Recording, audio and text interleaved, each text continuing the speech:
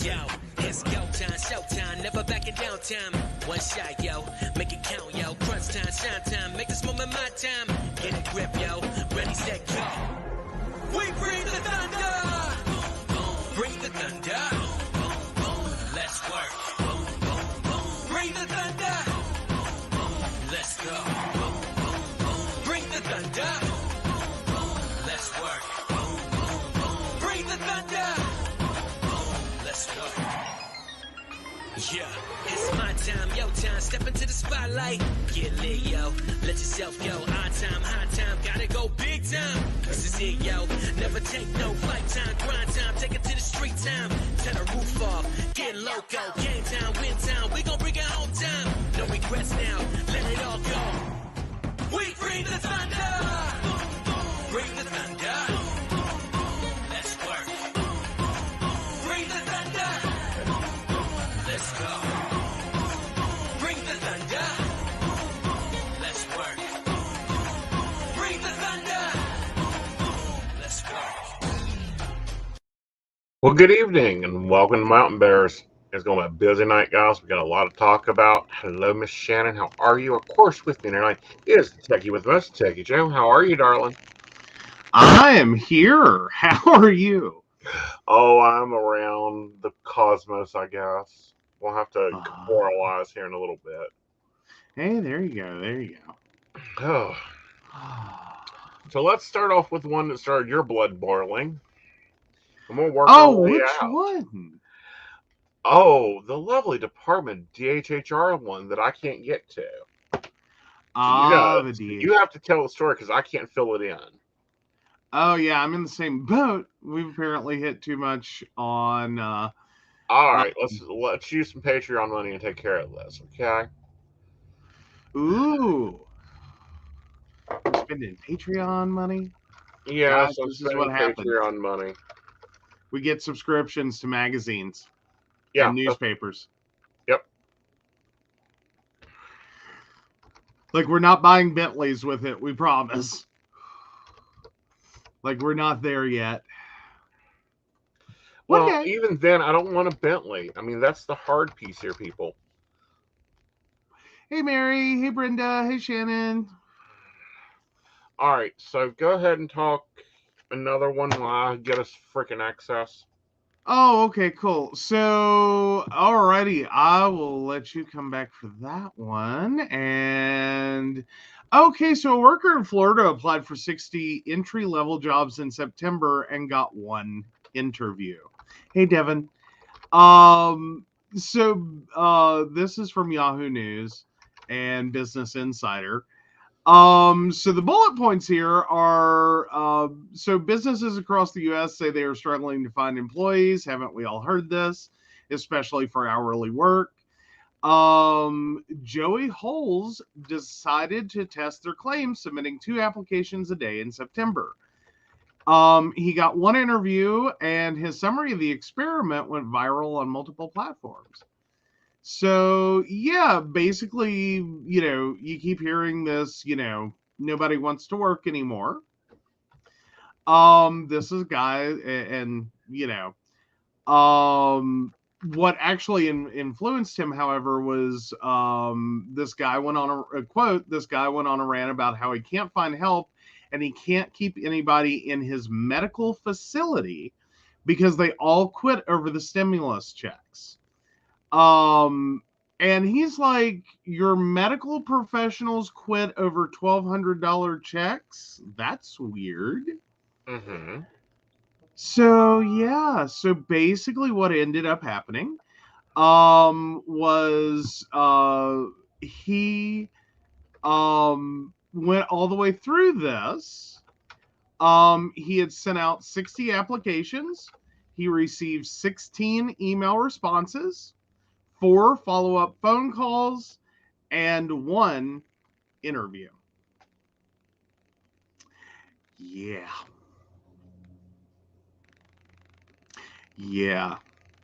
So on September 29th, 58 applications, quote, 58 applications says y'all aren't desperate for workers, you just miss your slaves. Well, basically. for me, see, this is a problem, and here's the problem. Mhm. Where they're complaining that they have lost so many workers, blah blah blah, and it's not just that. Yeah. No, Okay, it's so not this just that. isn't working, so I guess I'll have to call the Gazette tomorrow. Oh no. Yeah, no wonder their subscription is down. Can't work. It doesn't work. It doesn't work. Oh, poor Gazette Mail. Yeah, and people wonder why Oh. newspapers are failing. All right. So anyhow, here's my thing. We have lost around 400,000 working humans in this country. Hmm. Then 28 million decided, you know what? I'm done with this shit. I have retirement. I have a 401k. I've worked my life. I'm retiring. So that Hmm. puts up to 25 million jobs available. Hmm. Supposedly. But what has fundamentally been happening for decades, and Hmm. I watched this happen in a call center environment, was effectively you would look at something, and this is just for argument's sake, a department with 6 people. Hmm. Okay, one leaves, the work gets redistributed over 5 people. Everyone's pretty good at their jobs, they've been there for a while. It's okay. Not optimal, but hey, we're gonna hire someone soon, right?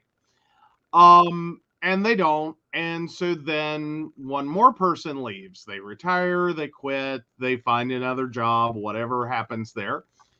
And then they divide that work over 4 people. And it's okay. It's still a little stressful. It works. Then the fourth person leaves. Again, retires, quits, gets sick of the long hours. Now the work's divided over 3. And typically what starts happening there is it gets to a point that no one can take a day off Hmm. because you either fear what you will walk back into or you fear having to like doing that to your coworkers Right. because it's too much to handle. Eventually what happens is one person will either, quit, drop dead, or flame out, as in blaze of glory, take this job and shove it level, flame out. They snap, they've had it, they're pressed too Postal. hard. We're down to 2 people. And then fundamentally, what ends up happening is if you have a good employer at that point, your 2-person department will run for a while and everyone will be on the verge, those 2 people will be on the verge of a nervous breakdown. Hmm. Um, at best, if you're a good employer now, in the 21st century, you will effectively go out and hire some part-timers after carving some duties, like 2 part-timers, maybe just one. After carving some of those duties, some of the menial tasks off of those 2 remaining employees, like what could any idiot do? You'll pay those workers minimum wage, of course. They're part-time, so they don't qualify for benefits.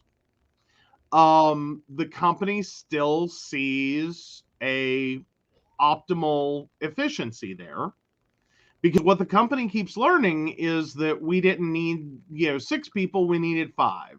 We didn't need 5 people, we only needed 4. We didn't need 4 people, we only needed 3. We didn't need 3 people, we could do it with 2. Okay, 2 was too few, we need to add someone for some menial task. Hmm. But fundamentally what you end up with is this work environment of those 2 people, even with those tasks carved off onto a part-time worker. Those 2 remaining full-timers are not just working 40-hour weeks. Hmm. They're typically working at least 50, 60, maybe more if you start counting in what they're doing from home, what they're doing on the weekend, what they're doing on their phones to try to, make all this work together, and keep things running. They're at best taking like a day or a few hours to go to a doctor's appointment. And that's after that part-timer starts. Before that, it's like, I can't even. Like there's no way, I'll be forever behind. Right. So they go through their careers, ignoring their health, ignoring their families, probably going through a divorce or not even having time to date. Because, hi, I've been there. Once you hit about 70 hours a week, you don't have time to date. Like that's where I was in my last job. Right. Now, granted, our situation was an artificial. Right. Our company had this idea, because some other company, had said that only 3 people were needed for an IT department, that we were overstaffed at 4. I really want to meet that 3-man IT department or 3-person IT department and ask some questions. Right. Because I'd say none of them had, job satisfaction. Well, I'm quite sure they didn't have job satisfaction. I'm also quite sure that they didn't have a clue.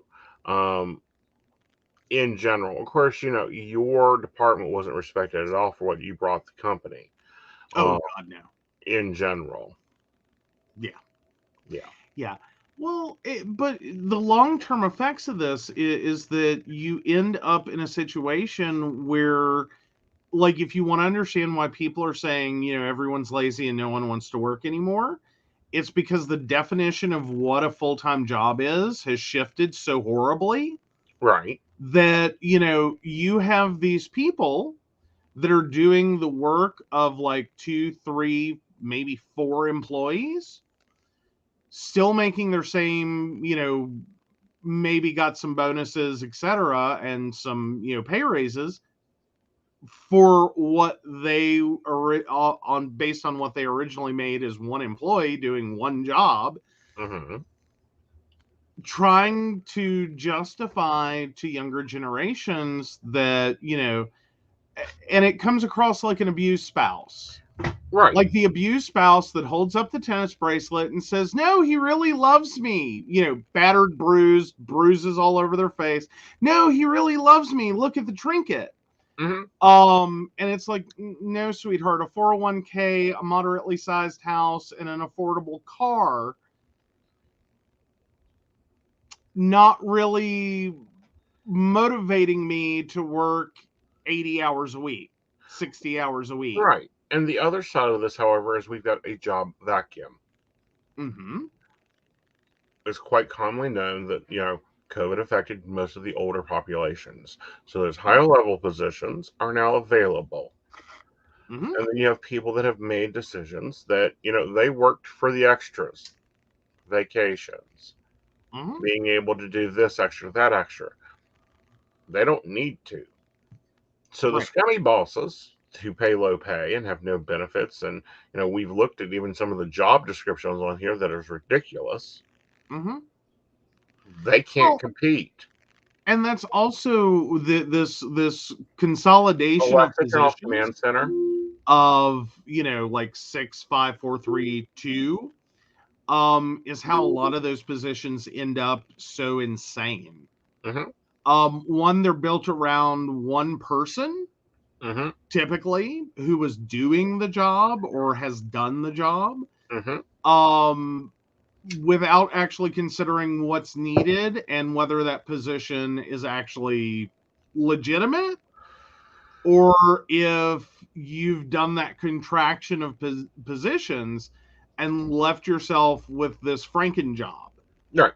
That, only good old Bob could do, because only good old Bob had, the relevant skills, experience, time with the company, understanding of customers, whatever, the giant list, that made him capable, or her Right. or they capable of doing that job. Because I've run into those and they're ridiculous. Right. It's like, hi, we need a master's level, employee with 10 years experience for an entry level position, for like 24,000 a year. Right. What? Yeah. Like, that's where my brain goes is, what? It's like, and I ended up applying for a few of those jobs. And I actually met at one point before I left North Carolina with a tech recruiter that flat out said, in any other job market, you're a good candidate. You're ticking all the boxes that should be there. He said, but right now, and granted, this is 2010, I have master's level, people, employees, who their last job, they made at least 85 a year, if not six figures, willing to take the same jobs you qualify for. Right. Because they're just trying to hold on to their mortgage until this all rides out. Right. And it's like, I'm screwed, aren't I? And he's like, well, I can't tell you that. It's like, yeah, basically. Yeah. But, and this is a problem. This will be a cultural shift. We also have a lot of people that are now valuing other things. The ability to work from home. The ability to work from anywhere. Doesn't matter as long as you don't have to go into the office. It's maybe once a quarter and you can do a business trip for that. And then we have other people that have just said, you know what? I have a year to figure out what I want to do. What do I want to do? Oh, I want to do this. Okay, I'm going to take the class online. Me and the kids can all do school. By the end of this, by the end of COVID, they had a degree and they moved on. Employers are going to have to up their game. We have already seen it in the fast food industry. We've got places paying daily. We've got extended benefits. We've gotten pay out of the world, comparatively. I mean, not where it should be, but much more than what it was. Yeah. Well, but then we're also dealing with the part-timers as well. And fundamentally, they end up being employees that are combining, like that as like one or two jobs, or a job plus a side gig plus, school plus whatever. Right. And trying to make it all work. And no, I think this is definitely where we get into like, the kids of of the millennials and Gen X, showing up for these jobs going, I don't think so. Exactly. Because it's like, I watched mom and dad divorce, fight, work themselves into an early grave, never saw them. They weren't there for anything. You know what I mean? It's like, and then, we're not, there's no way right now to be counting the side hustle, left hustle, right hustle. Oh, I can take care of that. Oh, you know what? I only need, this, and we've had this discussion, I don't know if we've had it on the show, but the discussion of the people now that pay for experiences, they don't pay for, a house of 30 years because they have a house. The parents bought a house. They now own the house. You can't go buy a new car right now. And if you have a car, well, you either have payments and it's going to get close to being paid off. Because we're now almost 2 years into this. So you could literally have bought a car at the beginning of the pandemic and it will be paid off in 6 months. Well, that's one, assuming it hasn't gone back for non-payment. Right. Because a lot of people have, lost everything. Right. And a lot of people have just picked up and left. Where we're seeing a lot of complaints about this is from places that they had one company, one job, everyone done that job, everyone worked that job. Well, people had a whole year to figure out where they wanted to live and what they wanted to do. And, we're even seeing it. I was talking to you about a news story, and we don't have it pulled up for tonight, but we'll go ahead and talk about it. There's this place out in Illinois that is paying people $5,000 and giving them grandparents on demand to move there. Mm-hmm. Or And the most grandparents on demand thing is meant as a child care resource. childcare, Yeah. baseball game support, whatever, because it's one of the bigger things. Mm-hmm. So they're beating West Virginia about trying to attract these remote workers. Well, now West Virginia did do 12,000 a year. A park pass for every park in the state. You know, I'm just saying, like a lot of But areas West are. Virginia didn't having the infrastructure. Oh God, no, no. Okay. That's the thing. West Virginia doesn't have public transit. West Virginia doesn't have high speed internet everywhere. West Virginia doesn't have cell service everywhere. Yeah, no. Okay. This was one town. It can focus you. They've got literally other things that are going into this, but you're Mm-hmm. being paid to move there. We actually look. I'm actually looking at it Okay, there you go. because I remote work. Yeah. But no, I like it's gonna end up being an interesting fallout. Hmm. And what kills me is Wall Street Journal has fought very hard on this idea that workers just need to suck it up and get back to the office. Well, and that's because Um, that's the message that they want to send. well, That that's the message that most of the readers, because if Mhm. you've ever had a Wall Street Journal subscription, that shit's expensive. So most of the readers make decent money. Wall Street Um, Journal is not that expensive. Wall Street Journal? I thought it was. Well, it was back in the day. Okay, poor broke college student at the time. I had to have it for a class. I remember it was like 100 and something a year, Uh huh. and it was like, God, that's a textbook. I mean, a crappy textbook, but a textbook. Actually, the New York Times and Wall Street Journal is the same thing. Oh, okay. Yeah, it's $4 per month. Okay, so it's come down a lot. Yeah. Okay. Well, back in the day, you could kind of tell, like, all the advertising was geared to six-figure plus. Mm-hmm. All of the articles are geared towards managerial people, Mm-hmm. like at least middle management up, typically C-level executive up. Mm-hmm. Like, that's their core audience. These are the people who gladly pay for their Wall Street Journal. Right. Well, and I really am getting sick and tired of hearing about this. Well, the government gave them money so they don't have to work. Joe, you do our finances, and we're a very conservative house. Yeah. Um, just being nice about it. Yeah, 1,200's crap. Yeah. I'm sorry. One to even think that like what, and I'm not, and I to anyone who makes that a month, I like We get it. it really is crap. Yeah. Not that you are that level of pay is crap. Right. Like that is nothing. Right. And I know if you're making that and watching this, you are struggling Mm-hmm. beyond means Mm-hmm. of like comprehension.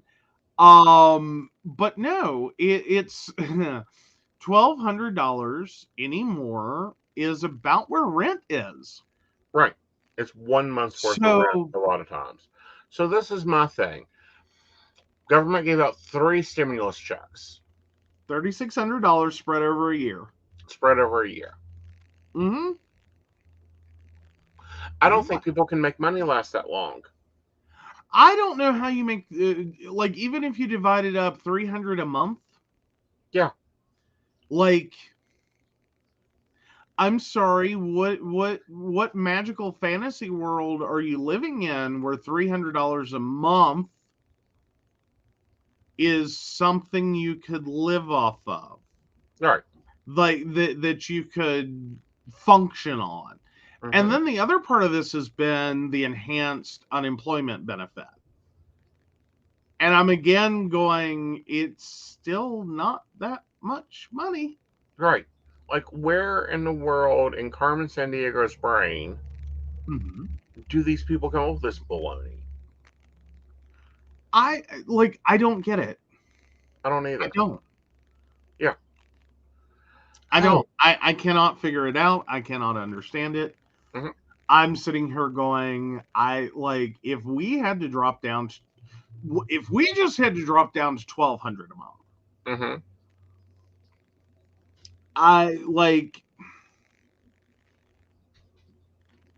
we have utilities that are basically that. Yeah, if not more, depending on the month of the year. February, honey, you're gonna have real fun. Like all the prep you had. By the way, he now is king of finances.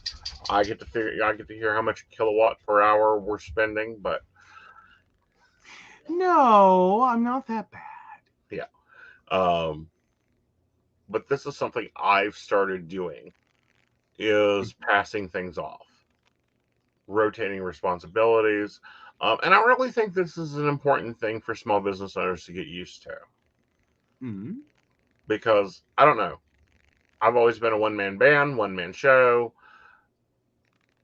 everything, and it's been really interesting handing things off and going, deal with it, make a decision. I don't have the bandwidth for this.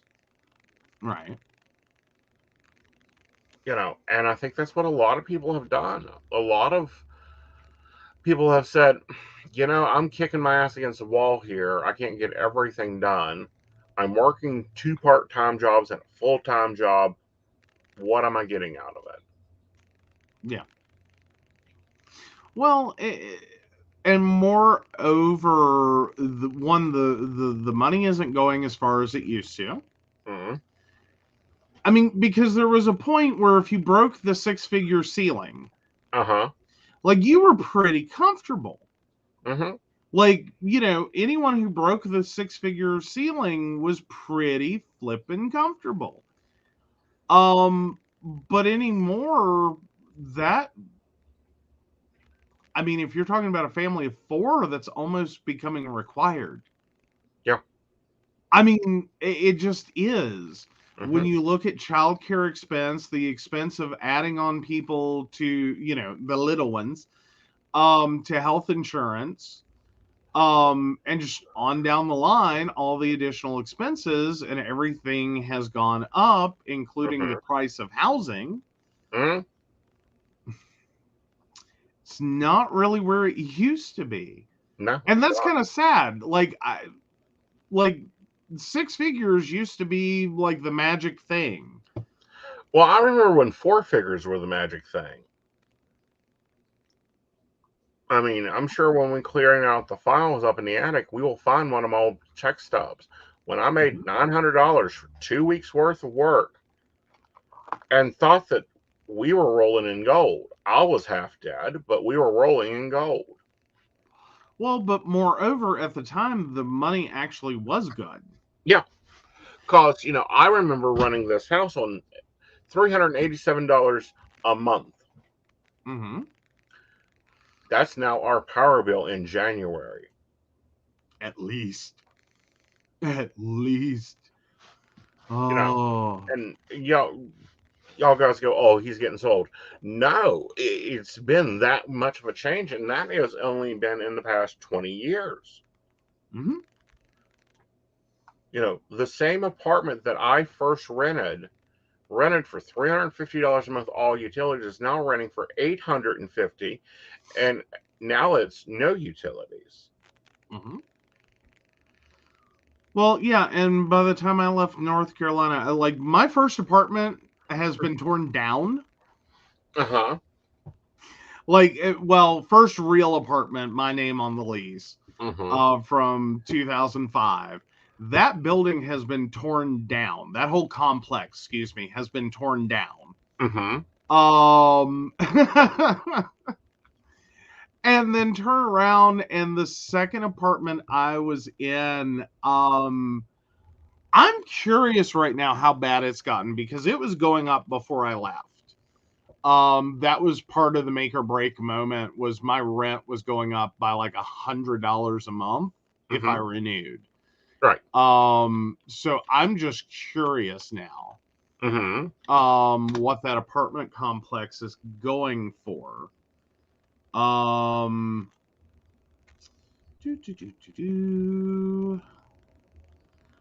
I'm trying to see floor plans. Is it under floor plans still? Holy crap. Is that's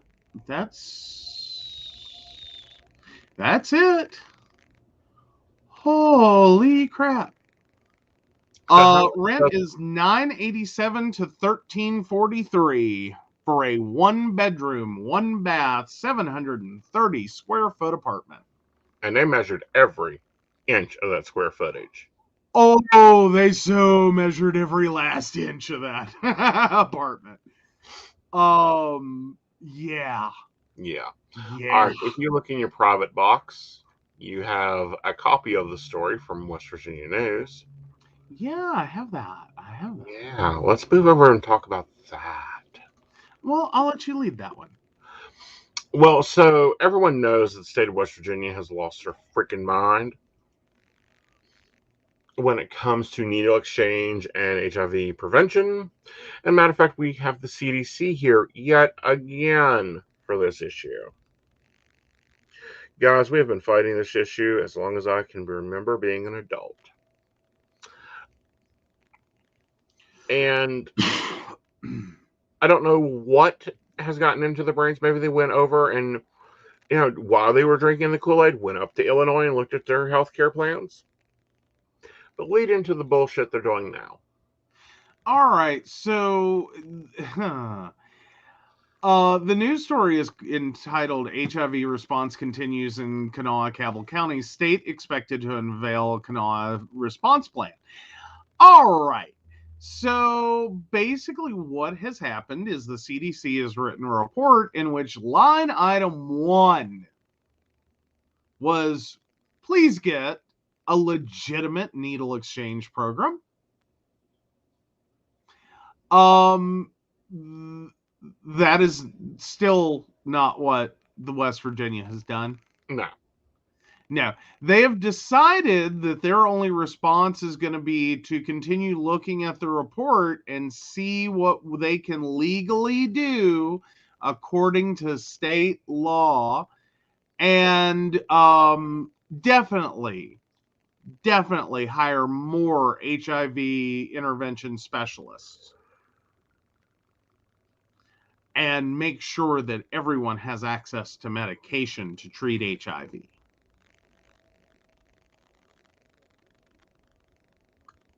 Okay, real quick, simple bottom line.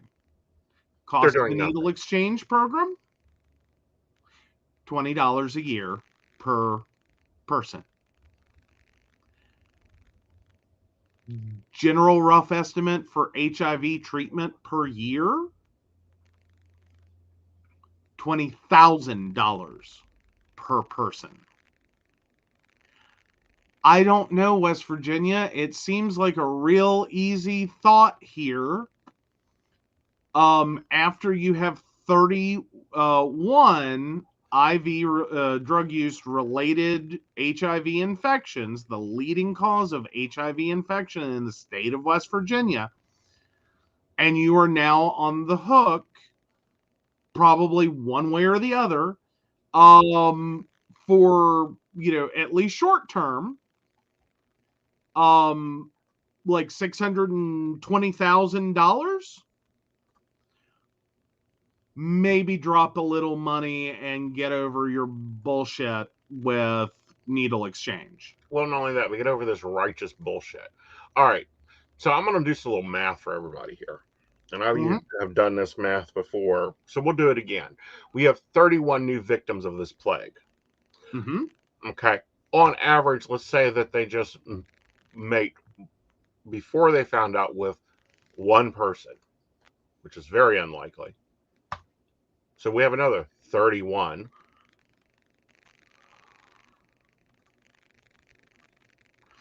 Well, and I think we also have to pay attention to the spread of it.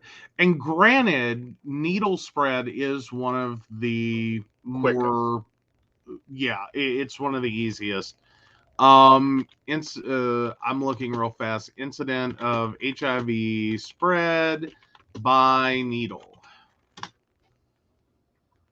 Ba ba ba ba ba ba. Oh, come on. Really? I have to read through Desk Avoid crap. Mm-hmm. Because they're still stigmatizing the whole freaking thing. Yeah. Like, can I not just get... Oh, well, I was in the ads section, you know.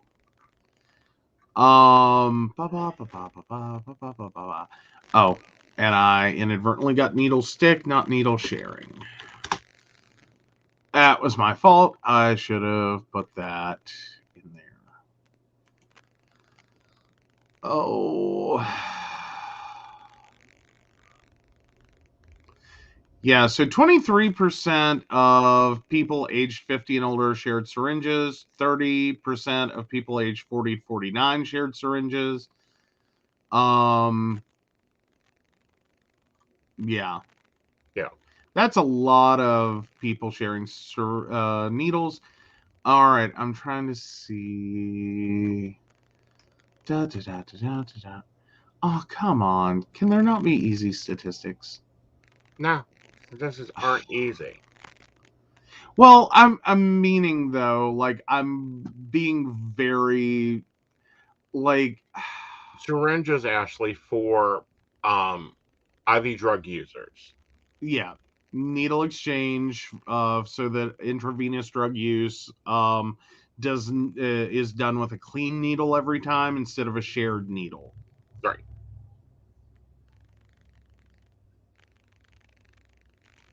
But no, I was trying to find the rate of infection because I know it is one of okay. People who inject drugs are 22 times more at risk of HIV compared with the general population. Mm-hmm. That's your quick, easy statistics. Right. So the hard math statistics is where you could look at about 1,003 people being possibly infected from just those 36 people before they even had a test result. Well, and that's also one of the bigger issues is you think that, COVID has a long incubation time. Mm-hmm. Wow, can HIV go for a while? Yeah. Because theoretically you're up to potentially 10 years. Mm-hmm. And with that, I mean, and let's just get real here. A fair number of people who use IV drugs Mm-hmm. will also look for ways to pay for their habit that may involve prostitution. Yes. And when you're in that situation, you're often pressured to have sex without a condom. So if your judgment is already impaired through the drugs that you're taking, Mm-hmm. you're working in you're doing sex work to earn money for your drugs. Yeah. Yeah. You're potentially creating a chain reaction Right. of spread. Right. And we've seen this play out. We know how this gambit goes. We have been through this together. With our lovely former vice president when he was governor of Illinois. Yes. This is a copy of that freaking playbook that CDC had to go in and take over their health department. The CDC had to go in and fix everything that was wrong there. And still, we lost lives to the longest plague we've ever had. Yeah.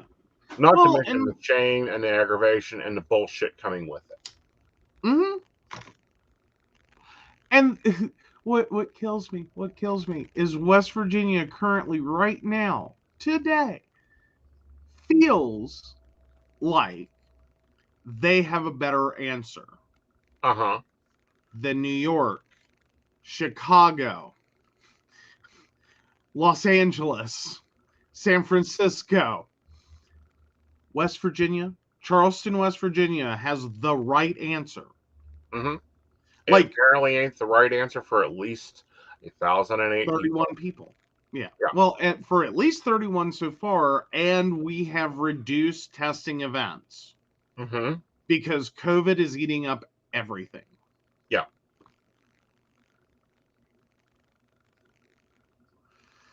So, I'm going yeah. to say this again, and I've said this before.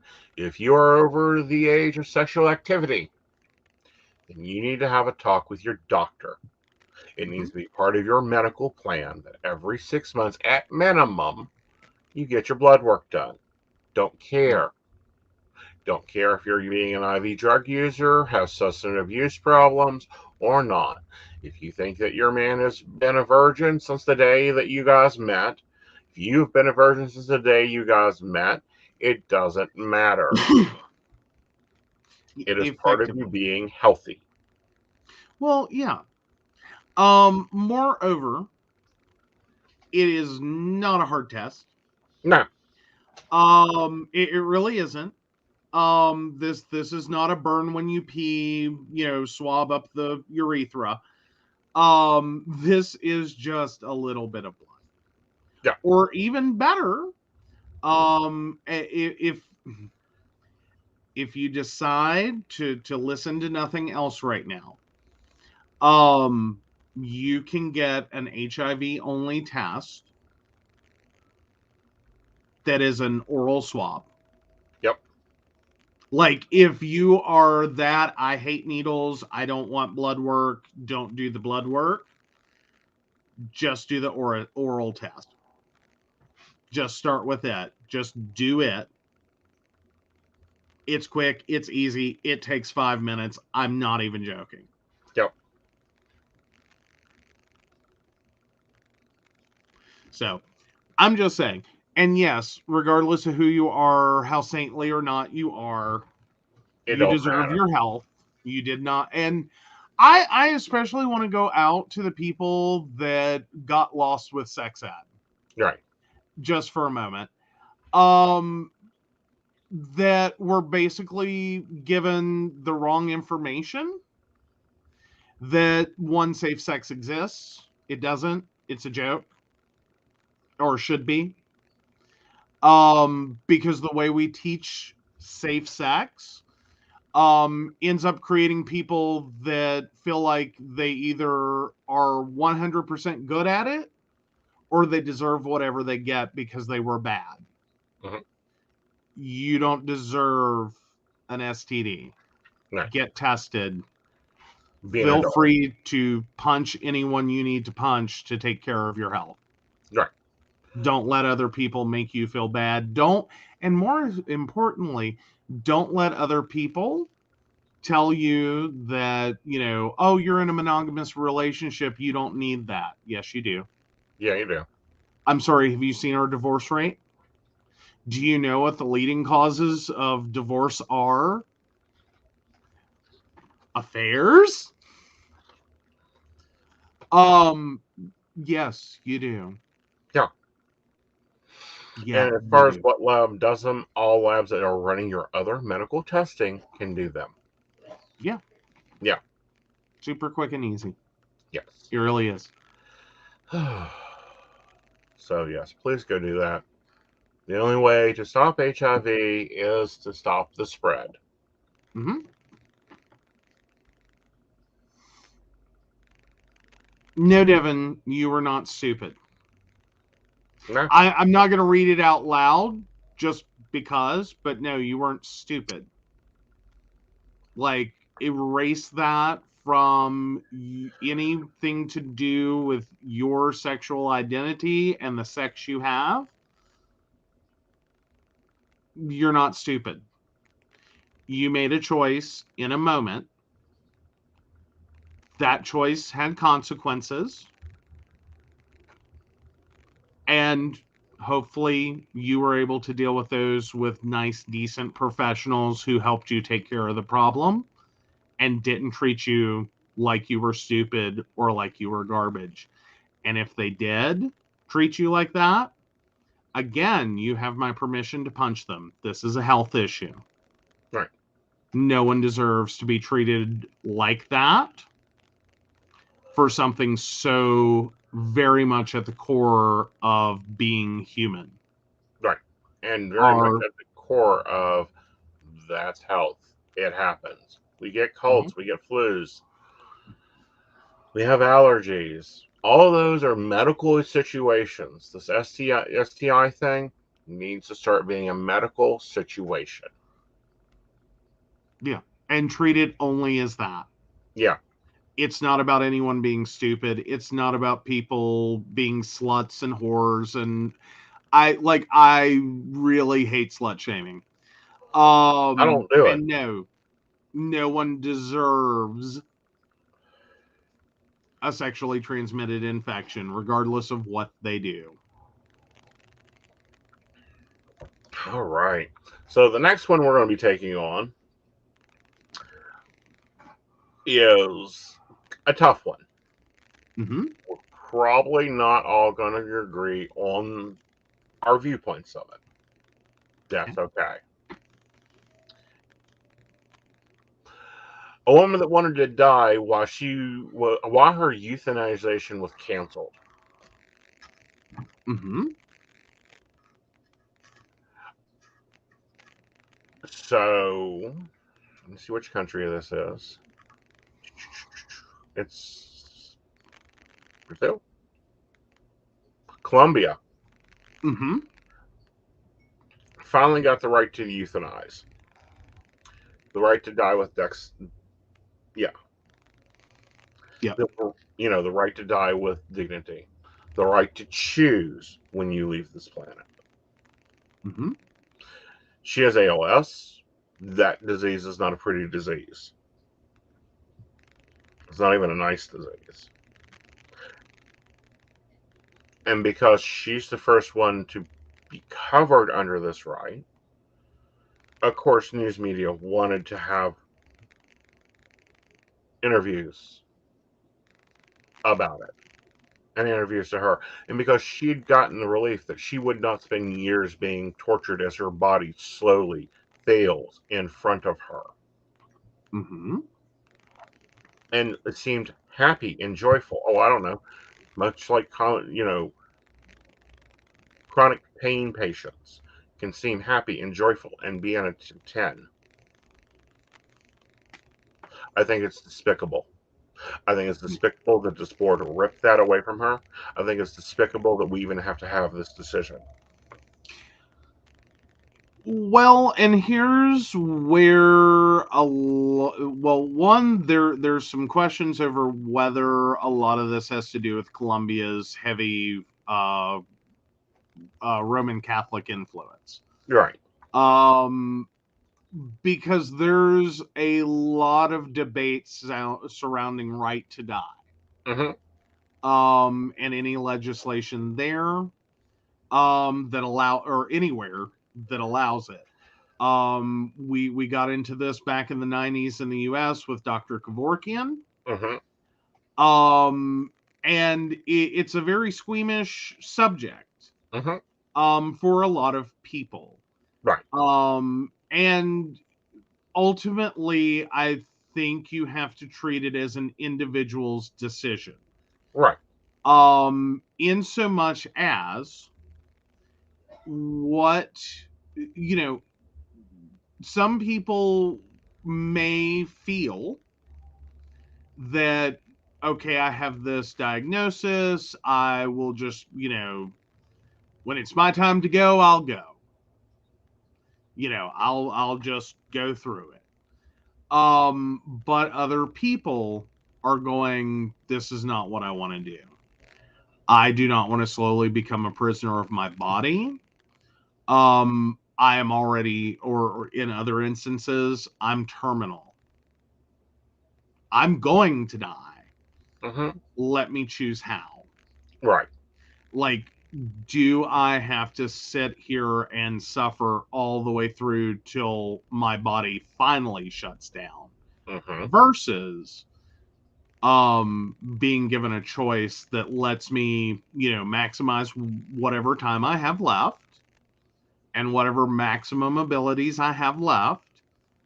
And then as this is getting ready to become a prison sentence or a torture sentence or both, make a decision that, okay, this is where we stop. This is our exit ramp. Mm-hmm. This is where I get off. Right. Because fundamentally, we there's a lot of issues there. There's costs of long-term care, which for a lot of people are a very big part of the decision. Because especially in, situations in which you're going to require 24/7 care, that is expensive, and most people do not have the resources for that. Right. Many people will respond as that's a family's responsibility. Again, some people don't have family, and some people don't want to inflict that on their family. Right. They're not comfortable knowing that someone else or multiple someone's else are going to have to pause their lives to take care of them. And make no mistake, that is very much what caregiving does. It does put you in a position where you, the caregiver, have to pause large chunks of your life to take care of someone else. Right. It doesn't mean you don't want to. It doesn't mean you don't care about that person, but there is a cost. And, it's not only that, but it's also the human experience. And Mary says it's terrible that hospice with palliative care is not in every country. No, it is terrible that hospice with palliative care is not in every country. But there are some diseases that reach a level that it's no longer hospice with palliative care. It's storing a body that is operating without a driver. Absolutely. Absolutely. Or worse, it's storing a body with a driver. Right. That can't get out. Right. ALS is very much known as kind of a coffin disease. Mm-hmm. As in, it's like waking up in a coffin. You can't get out. You can't do anything to change your situation on your own. Mm-hmm. Because you're fundamentally losing control of your body, even at the most primary levels. Right. Yeah. And there are also thoughts that, some forms of dementia are very much the same. Right. Or at least there have always been questions because we don't know. Right. I don't think hardly anyone has gotten dementia and Right. come back from that to explain it. Exactly. Granted, there are people who come back from comas that have explained that, it's not quite what you think it is. Right.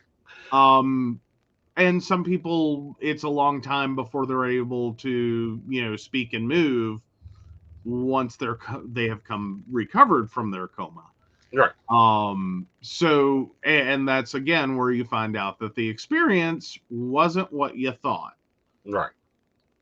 And, this case in point alone, this poor woman, and I'm not even going to try to pronounce her name, she cannot walk without assistance. She is in intense pain. She requires assistance to dress, shower, and do imminent hygiene. Oh, intimate hygiene. Yeah. And the only thing is her body will continue to shut down. Now, we had to fight. Effectively, this is a human being waiting for the point in which her body is no longer able to handle the involuntary muscle contractions for breathing and heart function. Like, that's where she's at. Right. Without being or being given access to Euthanasia. euthanization. Without that, she is left to wait for her body to deteriorate to a point in which either her heart stops because her body can't handle that involuntary muscle function anymore, or her lungs stop. That's a seriously frustrating place to imagine being at. That you're going to continue to have brain function as you slowly lose everything down, and the only thing you have left to look forward to is that at some point your heart or your lungs will stop, and there will come a point in this disease process in which that's all you got to look forward to every single morning when you wake up, is that one day, like, I'm sorry, I struggle to know how anyone could hear that and not go, that just sounds like pure torture. How do you possibly tell someone to just keep going? Yeah.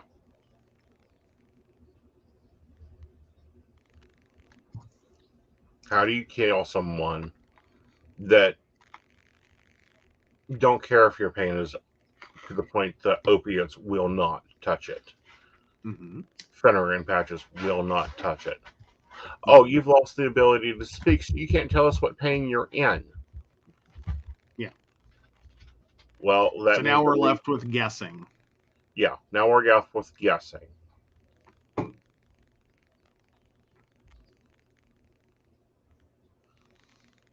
Now they're left, at one point they will be left with, well, she can't take food or water in, so do we put a feeding tube in, or do we let her starve?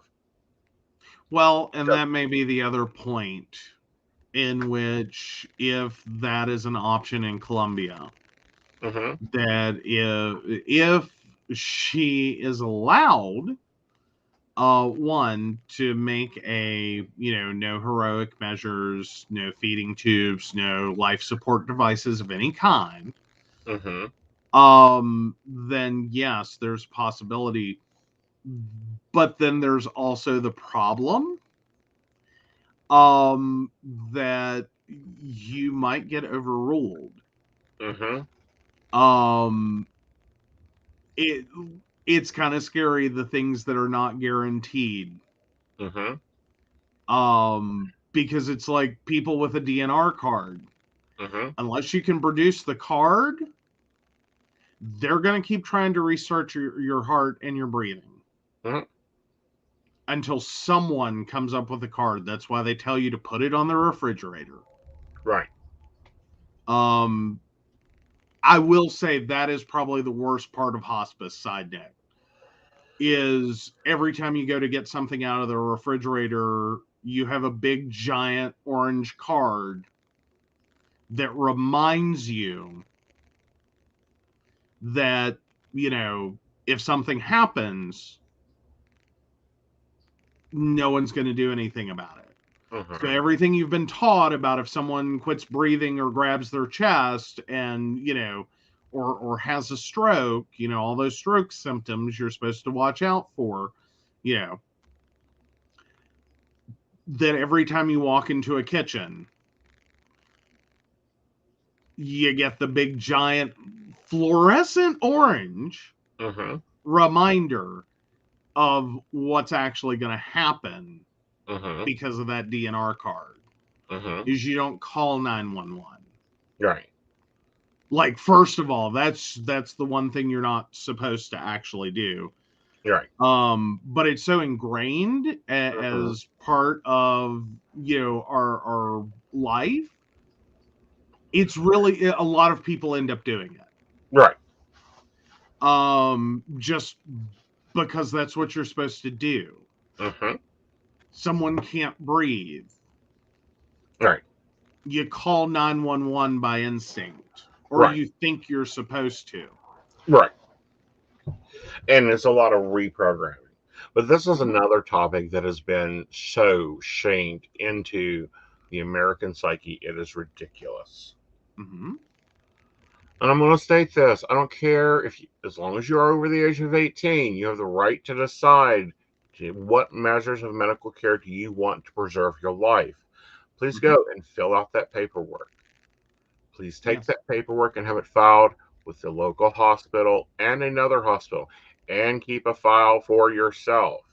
And make sure that everyone knows where it is so that they can get it and produce it.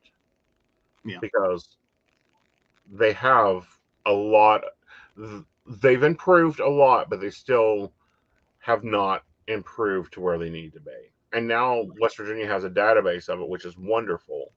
Mm-hmm. West Virginia does have an advanced directive database. Right. But additionally, I believe you still have to be very careful when you travel. Yes. Because I don't think there's full reciprocity with it. There isn't, unfortunately. Of course, this isn't a national system, and some states don't even have to recognize any of the paperwork. Example: Joe and the Invisible Assistant have emergency medical in the state of West Virginia. If we are in Ohio, Ohio doesn't have to recognize it. What advanced directives? What advanced directives? We don't recognize that. Yeah. And for some states, it's also because there's certain verbiage that you have to use. Mm-hmm. Other states don't necessarily recognize that. Mm-hmm. Or more importantly, it's not the same as their verbiage. Right. So it can be a mess. Yeah. It's a significant consideration if you have this paperwork that you be very, very careful Mm-hmm. about what you do once you have it. Mm-hmm. Moreover, that if you move, you have to change it. Right. And again, we're not attorneys. You may have other options for travel. Mm-hmm. And you may want to seriously consider those if there's even a remote possibility. Right. Especially if you're traveling with someone who is, for instance, terminal or has a very high likelihood they might enter into, a situation Mm-hmm. and need that paperwork. Right. And don't count on merit. Straight people, well, now I guess also gay people now, count on their marriage licenses to give them those executive rights. Ooh. And that's a knife that can cut both ways. Right. Which is a large part of why West Virginia quit using, or one, created a database, but two, quit using the old school advanced directives. Uh-huh. Because it used to be you could just fill this paper out, say what you wanted, and get two witnesses to sign. Mm-hmm. That became a problem. Mm-hmm. Because if the wishes you stated on that paperwork Mm-hmm. and the wishes of your spouse didn't agree, Mm-hmm. you could get into a very ugly legal predicament. Mm-hmm. In which the court is trying to figure out, and it varied by location and probably even by judge, Mm-hmm. As to which one they counted or weighted heavier. And also depending upon how old it was. Mm-hmm. Like, or you know what I mean? Like, were you already married to this person when you filled out this paperwork? Has it been like 20 years? Like, Mm-hmm. what's going to happen.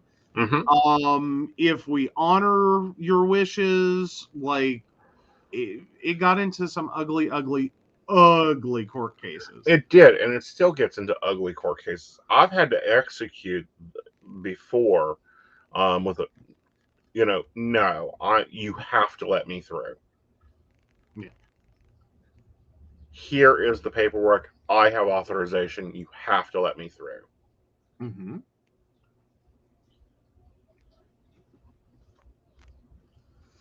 So, yeah, it is scary. And yes, hospitals in West Virginia are very much pressing that people go ahead and get their correct medical power of attorney paperwork done. Yes. Because previously there was a big push on the advanced directives, or also known as a living will. If you're still walking around with paperwork that says advanced directive or living will, you need to double check that. Right. Because those are very old terms. The current terms are medical power of attorney. And again, we're not lawyers. Speak to your own. Right. But if you have a combined medical power of attorney, financial power of attorney, Durable. You may also want to see your lawyer about that. Yes. Because they've started to like those as separate documents now. And separate people. With separate people. Yeah. So that the person who's deciding whether you live or die is not also the same person who decides how to spend your money. Because that can bring up its own problems. Right. But, and also the whole, and you guys, we're not scaring you. These are things that people should be doing as adults. Yeah. Yeah. Get your, and I really wish it was this. You get your high school diploma and you meet with a lawyer the next day. Well, and then every 10 years. Yeah. And I mean, seriously, think about it in 10-year chunks. Maybe when you get a little further down the road, 5-year chunks. As to what is your health, what is your life expectancy, what are your medical conditions, what do you want? And because those are opinions that can change. Yeah. And they very much do. When you're 18 and in a car accident, a lot of people do not want to necessarily, so to speak, give up. If they are in a coma, they will, go ahead and do feeding tubes and hope that at some point, this very young body can heal itself. But as you age up and you have other medical conditions and other situations,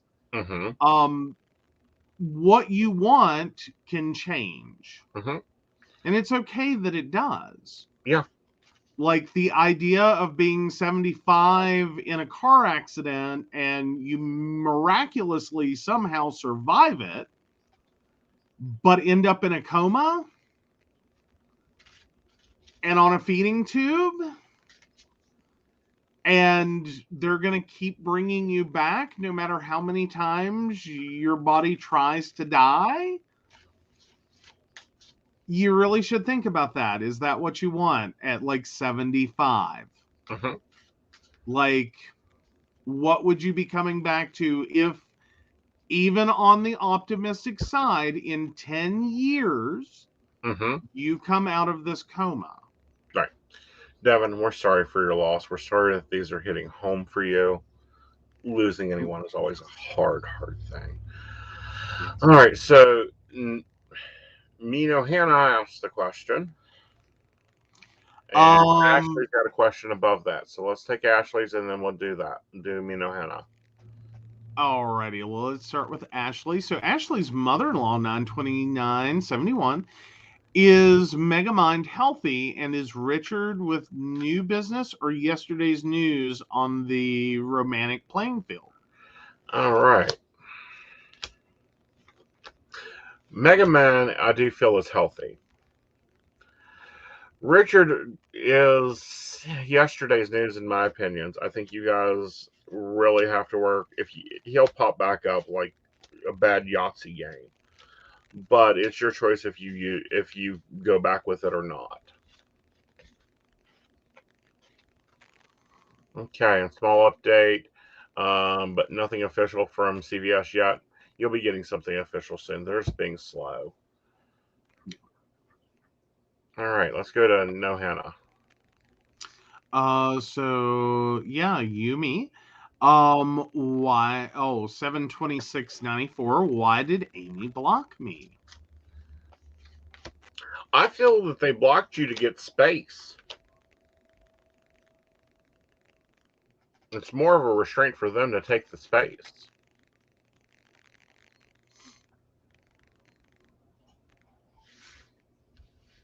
All right, and Devin 31678. Will this job I just took work out?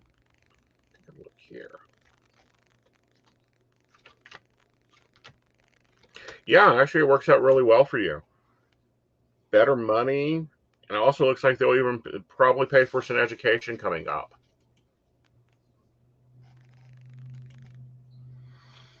Okay.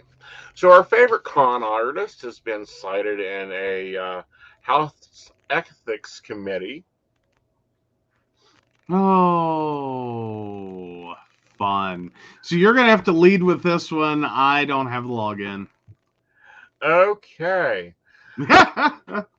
So for those that don't know, I have a personal vendetta currently against one of our lovely Republicans representatives, Alex Mooney. He is one of four, count them, four representatives that have been cited with ethics violations.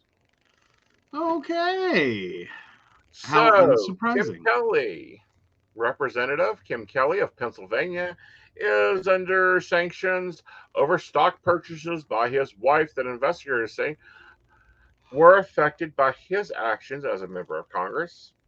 Mm-hmm. Representative Tim Malavici, Democrat for New Jersey, is facing allegations that he failed to properly disclose hundreds of thousands of dollars in stock trades.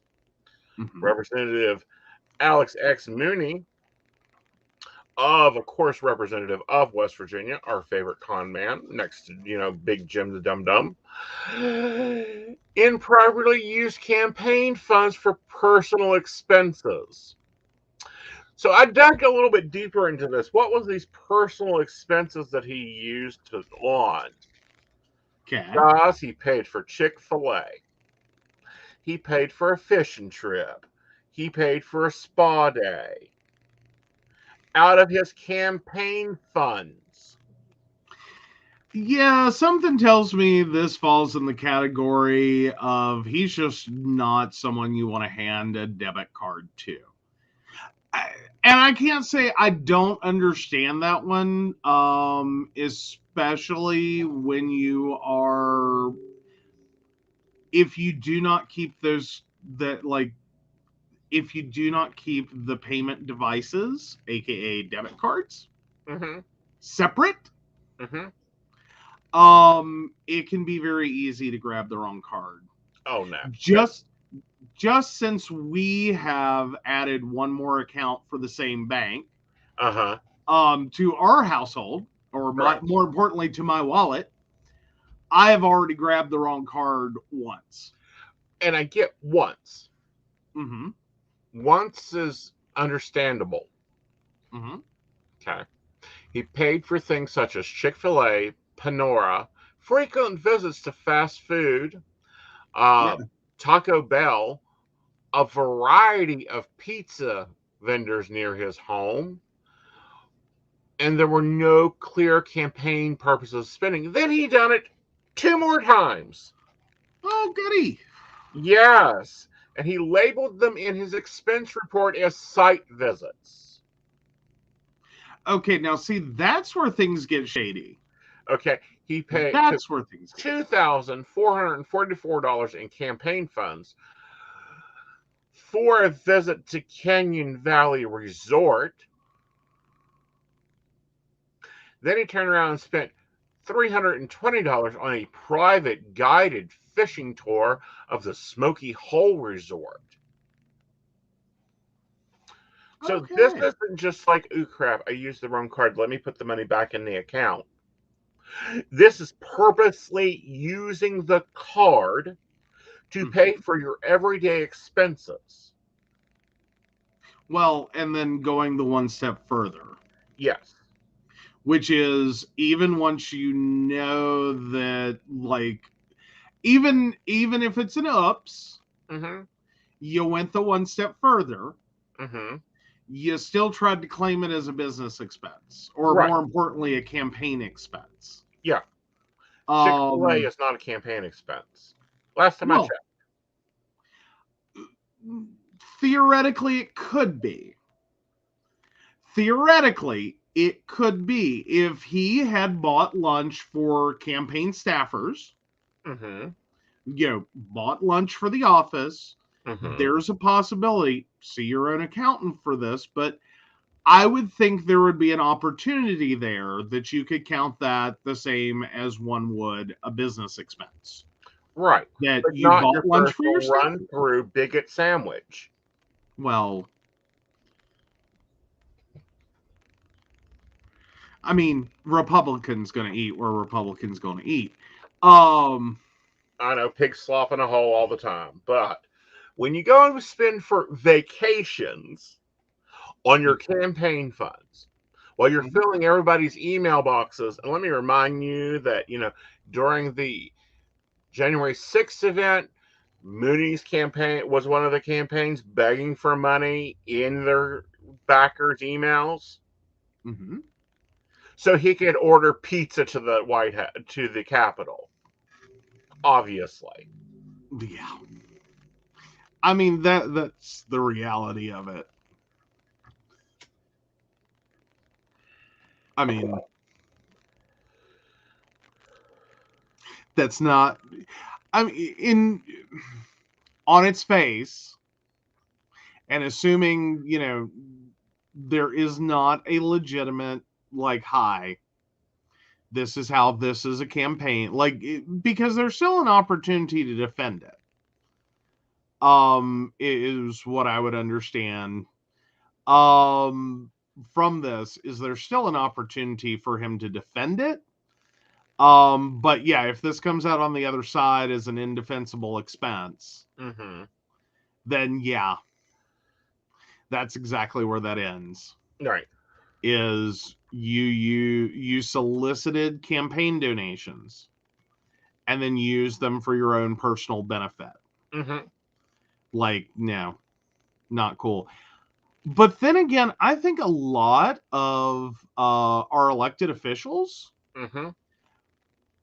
one, seem to keep having a problem with this, and two, I think it has a lot to do with the way that that business owners run their business and the things they get to claim as business expenses that really, yeah. So what? I got to take my tarot deck with me, and I can go pay for a fishing trip out of our account? No. No, I don't want to go there. But technically, you probably could. If you could in any way justify it as a work-based expense. Trout readings. Trout readings? Uh-huh. Okay, you gave readings to the trout, or you're catching trout and making a reading? Catching a trout and giving a reading.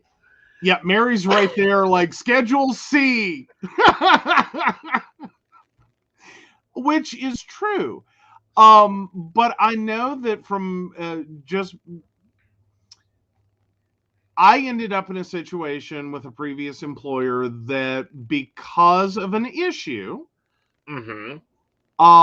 with a depreciation schedule, we had to go back through credit card statements to figure out the actual purchase price and then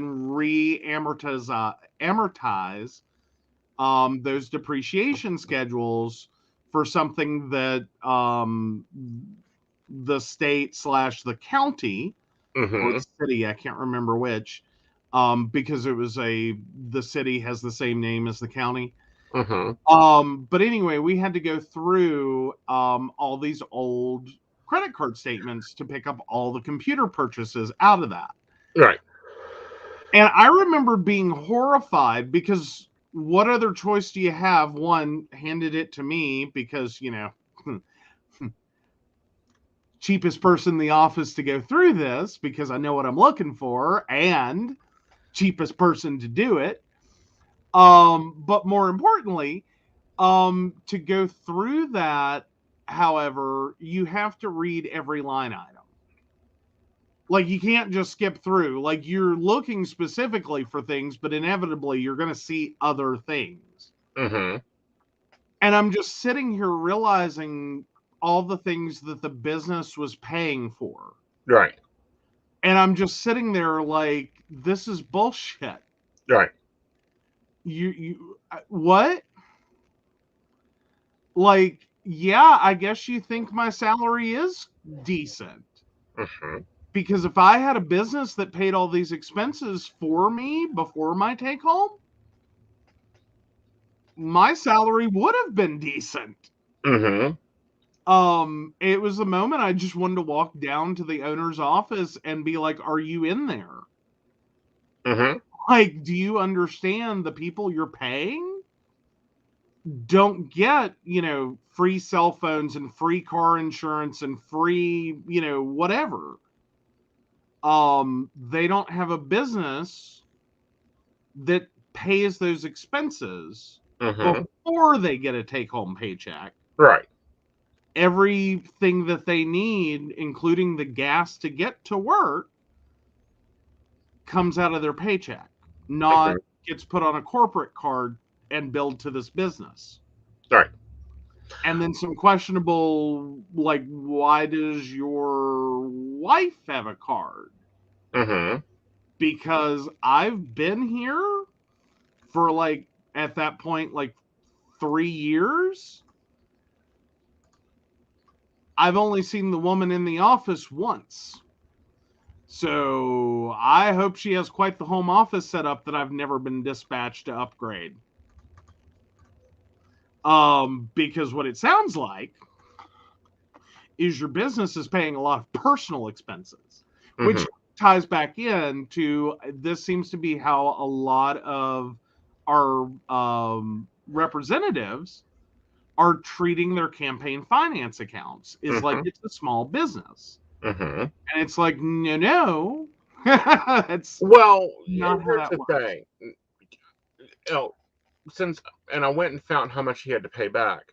$12,000 to the campaign. $12,000. Okay. We know he spent $302 on a fishing trip and $2,445 on a spa trip for his family. So that leaves the other things named in this report that he paid for, pizza delivery, Bigot chicken sandwiches, Panera bread. How much do you think that he spent on that? Well, and I think a lot of that's going to have to do with the amounts. Because if you're talking about a normal family size order at a fast food place, basically, if it's around $100 or less, yeah, I think you're going to have a hard time going, that was totally a legitimate campaign expense. Now, if you're talking like a $400 order, you might be able to convince them, I would think, that, this was potentially, you bought lunch for your campaign staffers who were working those phones, and you got them Chick-fil-A for lunch. Well, I get that. But you were trying to play it off as a mistake, which can commonly happen when you have multiple cards from multiple accounts. It can, but once you start claiming it as when you go the extra step of taking the expense and then trying to justify it, that's where it shifts. So how much You do you gotta think be he careful. spent in fast food during a 1 year campaign on his campaign budget? Ooh, I have no idea. Like, if he were buying frequent lunches for his campaign staffers. No, this is for him, his family. Okay, go for it. $9,253. Yeah, it don't really seem like a campaign staffer got lunch. No. I mean, that's in that kind of vein of, no, that sounds like a lot of family expenses or a lot of very small lunches. I mean, it is a good chunk of change, but if you're considering, like, you know, an entire campaign staff, that's not a lot of money. That's not a lot of money, but these are like $4.25, $5, $12.50, $27.50. Yeah. Yeah. Like, it's a significant amount of money. I'm not saying that $9,000 is not is an insignificant amount. I'm just saying, if you're talking about, taking your entire, or effectively buying lunch for an entire campaign staff, that sounds like a couple of lunches, depending upon how many campaign staffers you have. Because I know what our I have a ballpark of what our company used to spend for like a catered lunch situation, which is basically who you end up calling when you're placing an order that big. Like, you don't go around to everyone's desk. You just call, Chick-fil-A catering, blah, blah, blah, catering, da-da-da. And they do a catered, like they charge you catering rates. And they need advance notice. You don't call them at like 11:45 and go, "Hi, I need 100 pizzas." Right. Like, more importantly, if you ever think you're going to do that, don't ever call a pizza place and at like 11:45 a.m. and want like 100 pizzas today. Right. Plus, he also failed. This is even better.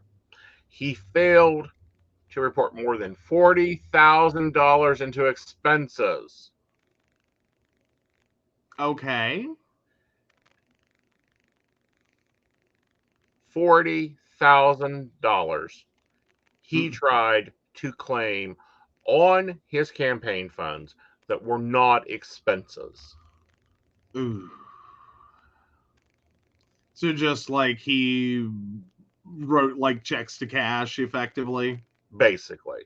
I mean, a little more shell gamey than that, I'm sure. But 6 of one, half a dozen the other. You basically wrote a check to cash. He basically spent $52,000 of campaign donations.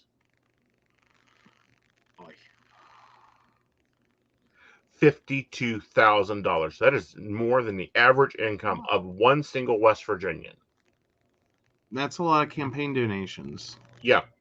I mean, granted, again, if you're talking about corporate donations, that may just be like part of one donor.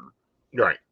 But when you're talking about like grassroots campaign funding, right, that's a lot of donors. Yeah. That's at least a few hundred grassroots donors. Right. Yeah. Yeah. Super PACs are evil.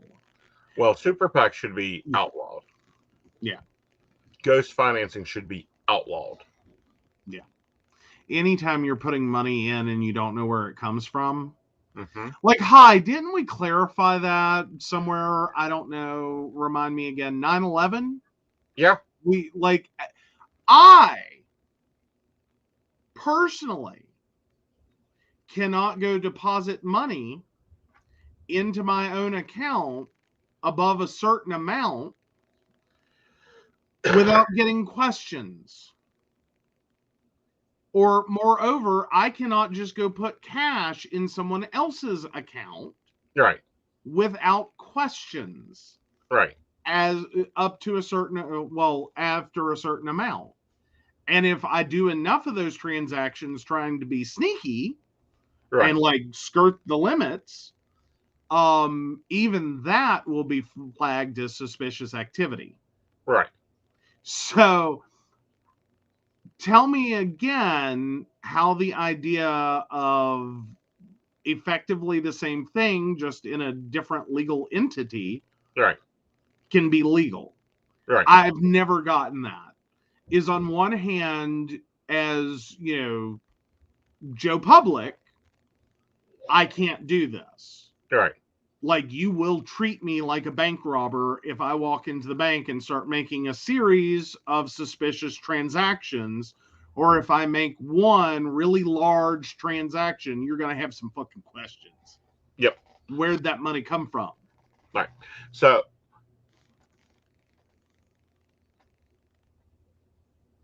the ECO asks, when did you charge the campaign for meals? Generally, when I visit constituents. Okay. So for when you're visiting with constituents, what do you mean? Do you mean a plan meeting? No, not necessarily. I described it as I described it earlier. A lot of site visits I do, I just walk in and say hi. So basically walks into a Chick-fil-A, says hi, orders a sandwich, sits down, has a sandwich, considers it a campaign expense. EOC, EC, the OCE says, so if you, let's say, go to Chick-fil-A and you're charging that to the campaign, you justify that by being their constituents at the Chick-fil-A that you spoke to. Yeah, I'm meeting with constituents. Dear God, so you know that if that is what counted as an official expense, I'd never cook again. Well, now we've had that discussion after one of my exes pulled a stunt, and yeah. For those of you who aren't aware, I've talked about this, I know. It's hard for me not to talk about it. So back when I was in college, I was dating someone a few years older, and I always thought, here is someone who has, is a real adult, has a full-time job, and, I'm a college student with a part-time work-study gig. And I thought it was, the right words here. I thought it was very sweet and very cool, and I was super appreciative of being asked about my day at work and what have I been doing at work. Now Mary's gonna already be like, "Doe, yeah, you're ahead of me." So at one point, after we had been dating for a while, I realized that he was, every time he got the receipt, he was writing something on the top of it. And I finally asked, like, what do you keep writing on the receipts? Like, I'm interested. And he says, oh, well, I claim all of our dinners on my taxes as work expenses. I have never been so mad that all the times I thought I was being legitimately asked about work and this was a very endearing thing to me were actually just to justify that our date was a work expense. Yeah, such a scoundrel. But was a work expense that he could deduct from his taxes. I'm like, you cheap bastard. Like, that's all I had at that moment was, you cheap bastard. Well, using Mooney's logic, every trip I go to Walmart, I can write off. At the rate you run into people you know. Visiting customers. PR appearance. Oh, it's ridiculous. Yes. But in a small business sense, technically, that could No. be legitimate. No. Well, in some instances, yes. The IRS will eat you a new one. Not on that business dinner thing. I mean, it's been more than 7 years. I guess I can say he got away with it. Uh-huh. Like, I was floored. Like, that was the biggest, like, thread pull for me. Like, that was the total unravel. Mm-hmm. I was like, you have got to be kidding me. Right. Like, that's just, and don't get me wrong, if he had been using coupons, I would have been cool. Right. Gift cards would have been cool. Anything, like, I don't care if you want to save money. You know, that hi, dating's expensive. I get that. But claiming it on your taxes, Mm-hmm. you're claiming our dates on your taxes. Like, God, that's ridiculous. But no. Utilities. He has charged everything to his campaign. Utilities. Because his office was in the basement of his house. Oh, good grief. Well, again, for small businesses, a portion of your utilities can be. No. He Yeah. charged all. Oh. Oh.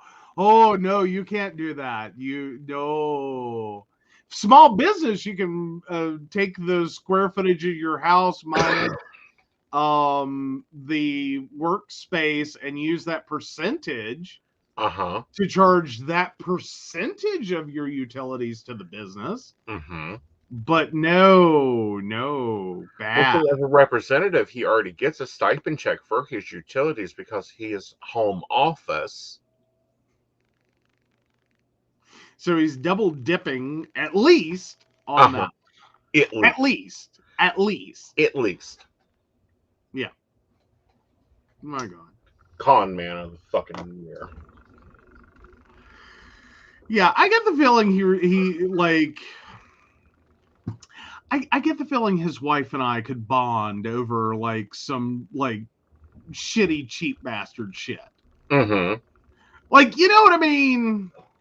Like, I have an ex that's pulled some stunts. Like, girl, we can talk. Like, someone else out here will understand some of the crap you've been through. Like, let me tell you. Mm-hmm. All right. So, Kathy's got a question. Alrighty, let me get back up there. So, I believe we're starting with Ashley, my daughter. Yep. All right, so Kathy, 92788. Ashley, my daughter, lost $400. Do you know where she lost it, or is it somewhere she can't get it back? It's in a backpack. I think you guys need to look through the backpacks in the house. Because it was in an envelope and it got stuck in a backpack. Okay.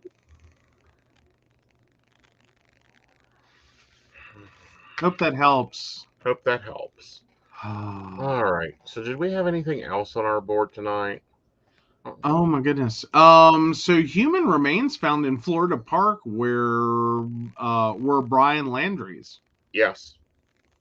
Yeah, so dental records confirmed that the human remains found in a thickly wooded park in Sarasota County were those of Mr. Landry, a person of interest in the murder of his fiancée, Gabrielle Petito. We know he done it. Like, there's... The coroner in Wyoming said it was because of domestic violence. Oh no, we've missed questions. Oh no. Oh! You want to take Ashley's and then we'll dig into remains? Yes. And I think Mary's got one she wants to ask. You're right. Otherwise, I'm missing it entirely. Okay. All right, so Ashley, 82696, is there any new movement you can see with the CVS job? We're just waiting for them to complete the paperwork for them to give you the offer. And can you give insight on my finances? Let's take a look here. Looking at them, I feel like you need to manage them. Other than that, I think you'll be fine. You need to also look at what you're growing here and make sure that you're not shrinking your own tree for other people. All right, you want to go ahead and take Mary while we're here? Sure. All right, Mary, 11/28/57. This full moon was explosive for me. Did you feel it too? Almost definitely. I have been up to no good and will continue to be up to no good. All right, so back to remains in Florida. So apparently this area of land has been underwater since September. And when the water receded, the parents knew that this was one of the trails that he hiked, contacted police, said, we want to go check here. Go with us to protect us from the reporters. Mm-hmm. And they found his drop hacks with a notebook that they believe is recoverable. They're hoping to see what maybe there's a confession, a letter, or something. But they only found bones. As y'all know, with the body in water for at least a month in Florida, with who knows what animal possibly being able to eat it, they've only found bones. Oh, wow. Is this a good ending? No. No. Is it an ending that we now have two sets of parents grieving the loss of their child? Yes. This case is saddening at best. Mm-hmm. At best. Very much so. And I'm going to state this, and it may fall on deaf ears, but if you are in an abusive relationship, get out. Yeah. There is life out there.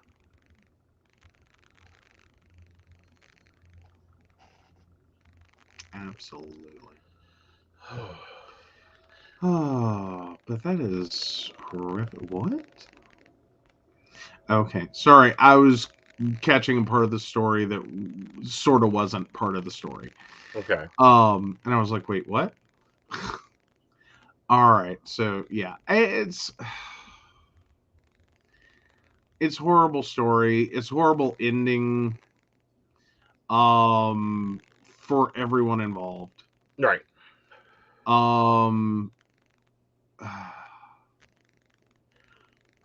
So notebook, are we talking computer or are we talking notebook? Notebook. Okay. And are they thinking that this was probably a suicide? They can't tell. They're having to send the bones to a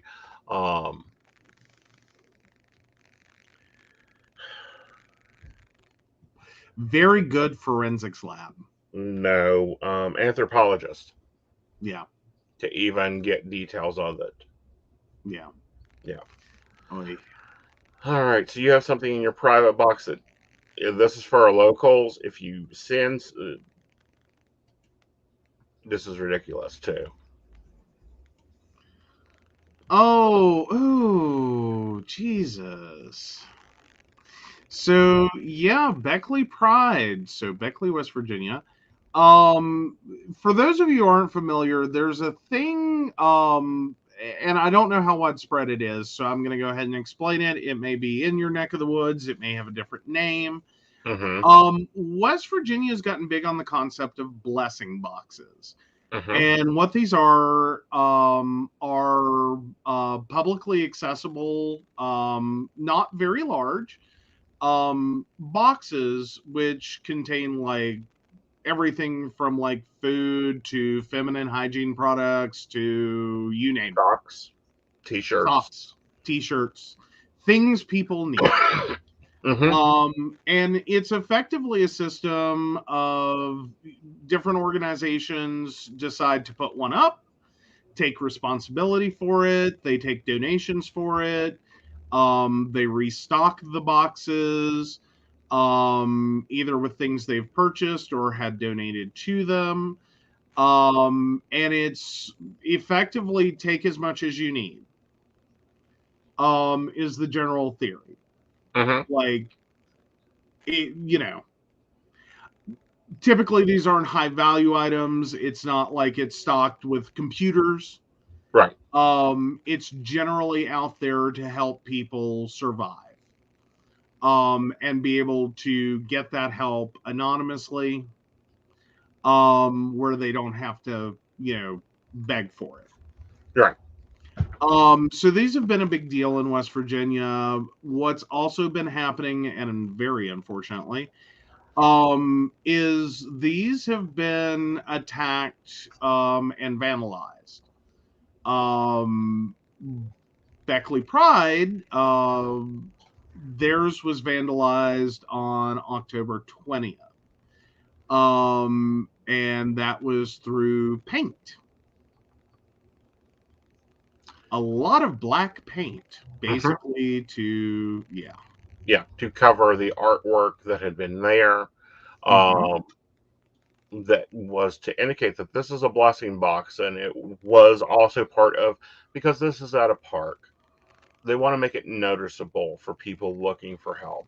They want it to be. They also want to make it fun. Yeah, and fun. Yeah. Because these take all forms. Beckley's is a wood box that's been painted. More importantly, it's a wood box that's been handcrafted. Right. Like this box was a replacement box. They had bought a plastic sealed box. And the which is the most common ones. Yeah. And what happened? The doors were ripped off. Okay, I thought they had gone through something once before, and yes, they have. But I wasn't sure if it was another group. No, this was every box. Every box in Beckley, the doors were ripped off. Yeah. I've never understood it, like, part of me can understand why an LGBTQI plus group, why someone would do this. Like, they're a crappy human being, and they hate anything that isn't God hates fags. And that's where they are as human beings. And to me, I can understand that to some degree. Right. That, okay, that's very specific and targeted. Like, okay, you're a crappy person, TBE, to be expected. There's going to be some of those. I don't get how you hate a blessing box as a concept.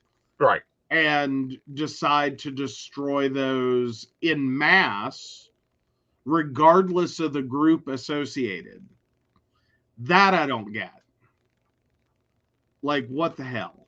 Right. Like, on one hand, I could see targeting one of a group you don't like. I think it's a horrible thing to do, but I can understand it. As a general concept, no, I don't get it. This is ridiculous. This is not pushing propaganda. This is not trying to, do anything but help the community. And there's some person out there that is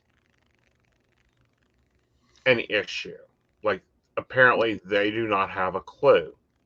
What? Or multiple someones. That continue to destroy something that's basically helping the community. Yeah. Now, I will give call out to the Women's Club of Beckley. Stepped up within the hour. We'll pay $100 towards the refurbishment. There's been 2 different organizations and different people that already have these blessing boxes of their own to maintain that are stepping up and going, no.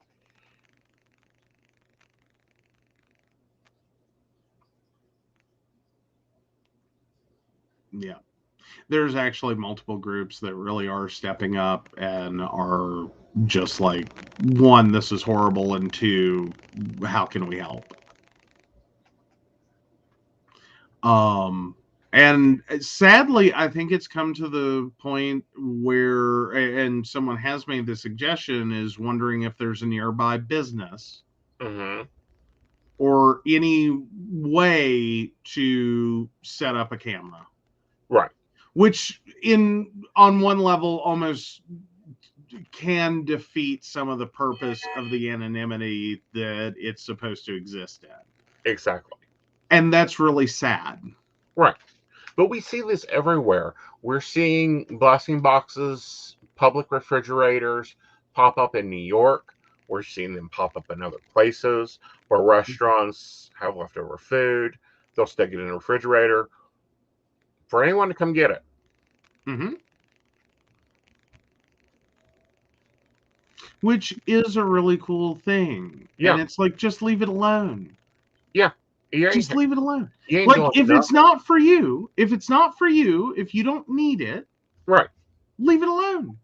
Just leave it alone. alone. Walk away. You don't have to like it. You don't have to like the artwork on it. You don't have to but walk away. It's helping people. Right. Well, the boxes before this were those yellow heart-shaped boxes, the ones like we should have for on the carport. Oh. They're not yellow. They're the Rubbermaid boxes. Yeah. Yeah. It takes some strength to rip those doors off those. It takes some. Yeah. How big is their hate? Moreover, how do you hate something that's purely just helps people? Yeah. Though then again, I guess you could say the same thing about Planned Parenthood. You know, like abortion, this much of what they do, everything else they do for their community, Mm-hmm. but over the one thing.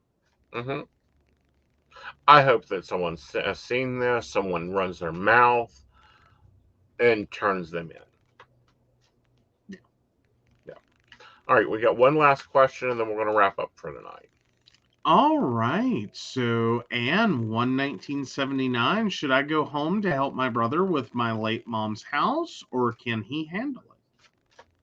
Okay, and let's take a look here. I'm going to be honest. I feel you need to go home and help him with it. Could he physically handle it? Yes. Does he need the emotional support? Yes.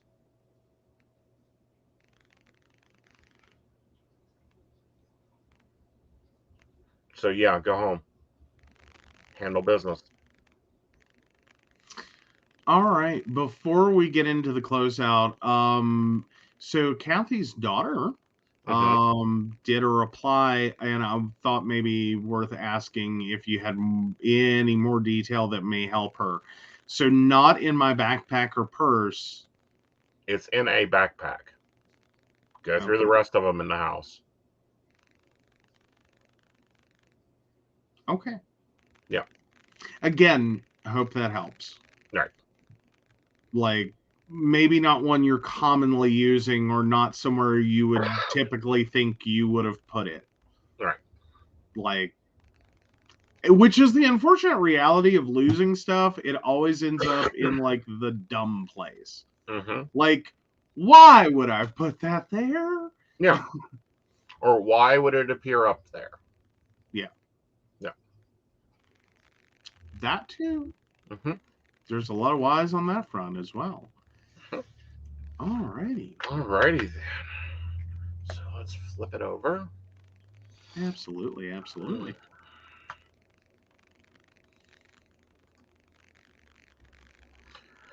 Oh, it's been a heavy show. It has. A lot of heavy news. There's some other Britney news, and that'll be probably Tuesday that we'll talk about that. I want to hear a little bit more than what our news is, and I want to read over some stuff. I'm going to remind people again, you have to make it be adults. And if you have little adults, you have to be adults for them too. Mm-hmm. I think it's highly important to be talking to your children, to be listening to your children, to be hearing what your children are saying. no matter the age, no matter what's going on, and pay attention. Okay, so go have a conversation, go play some games, go spend some time with them, see what comes out of their mouths. You'll be surprised sometimes. Yeah. But also, guys, this is a weekend. It's going to be a good weekend. There is a psychic virtual fair going on at West Virginia Psychics. You can book me for a discounted rate. Half the money does go to a charity. This month's charity is Manamiel. So be sure to be checking that out. If you are interested in a reading with me, go through westvirginiapsychics.com. Go ahead and get that in league. And there's a few other psychics there that I work with. Dottie the Psychic being one of them, Bear Sage, the Melissa Alford, and of course, lovely Lady Gwendolyn. We all do great readings. We all are providing these readings with hope of making a better tomorrow.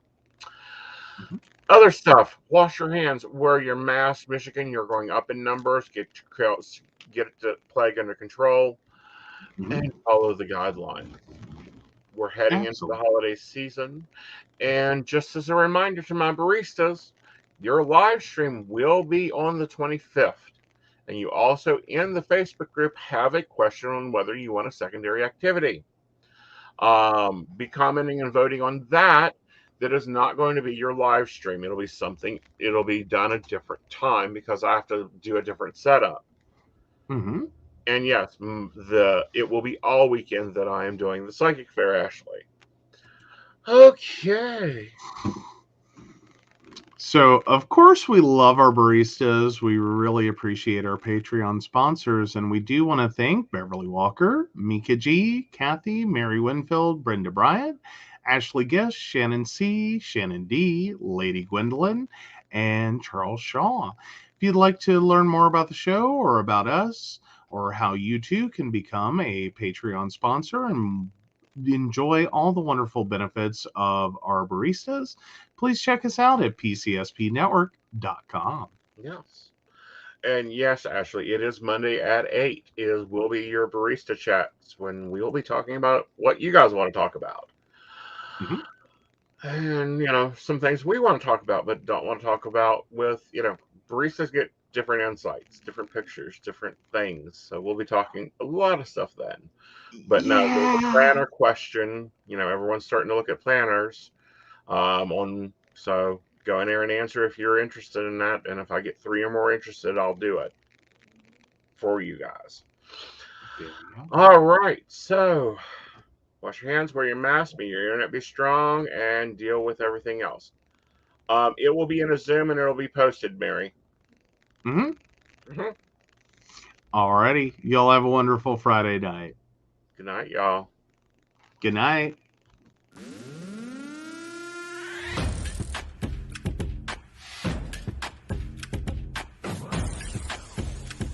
Let's work.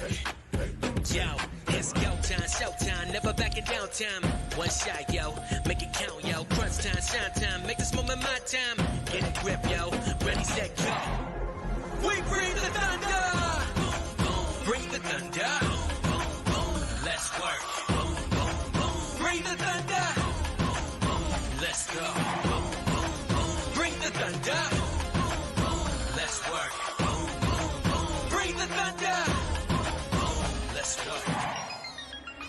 Yeah, it's my time, yo time. Step into the spotlight. Get lit, yo. Let yourself go. On time, high time. Gotta go big time. This is it, yo. Never take no flight time. Grind time. Take it to the street time. Turn the roof off. Get loco. Game time, win time. We gon' bring it home time. No regrets now. Let it all go. We bring the thunder. Bring the thunder. Let's work. Bring the thunder. Let's go.